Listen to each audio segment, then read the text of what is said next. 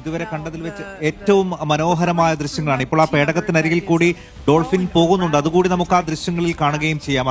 ഒരുപക്ഷെ കാവ്യാത്മകമായി നമുക്ക് പറയുകയാണെങ്കിൽ ഓരോ ജീവജാലങ്ങളും അവരെ വരവേൽക്കുകയാണെന്ന് നമുക്ക് പറയാമല്ലേ?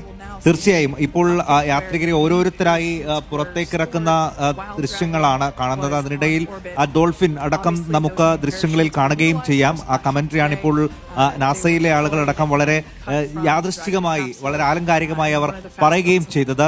ആ ദൃശ്യങ്ങളിൽ നമുക്ക് ഡോൾഫിനുകളടക്കം കാണുകയും ചെയ്യാം. എന്തായാലും ആ യാത്രികരെ ഓരോരുത്തരായി പുറത്തിറക്കുന്ന പ്രക്രിയ വളരെ വേഗത്തിൽ, ആ റിക്കവറി പ്രക്രിയ ഏറ്റവും അവസാനത്തെ സ്റ്റേജ് ആയ ഇവരെ സുരക്ഷിതമായി പുറത്തേക്ക് എത്തിക്കുന്ന ആ നടപടികളാണ് ഇപ്പോൾ പുരോഗമിക്കുന്നത്. ബഹിരാകാശത്തിന്റെ അദ്ഭുത ലോകത്ത് പറന്നു നടന്ന സുനിത വില്യംസ് ഇതാ ഭൂമിയുടെ കാലാവസ്ഥയിലേക്ക് എത്തുകയാണ്. അപ്പോൾ സ്വാഭാവികമായും അവർക്ക് ചെറിയ ചില ശാരീരികമായിട്ടുള്ള ബുദ്ധിമുട്ടുകൾ ഉണ്ടാകും. നോക്കൂ വിനിത, എത്ര മനോഹരമായിട്ടുള്ള ആകാശ ദൃശ്യങ്ങളാണ് ഇപ്പോൾ നമ്മൾ കാണുന്നത്. ഈ ഒരു സുന്ദര നിമിഷം കാണാതെ പോയിരുന്നുവെങ്കിൽ അത് വലിയ ഒരു നഷ്ടമായി മാറും. ഈ ഒരു വിസ്മയത്തിന് നമ്മൾ സാക്ഷികളാകാതിരുന്നുവെങ്കിൽ അത് ഈ അടുത്ത കാലത്ത് നമുക്ക് ഇല്ലാതിരുന്ന ഏറ്റവും വലിയൊരു നഷ്ടമായി മാറും എന്ന് നമുക്ക് ഉറപ്പായും പറയാവുന്ന രീതിയിലുള്ള ഏറ്റവും സുന്ദരമായ നിമിഷമാണ്.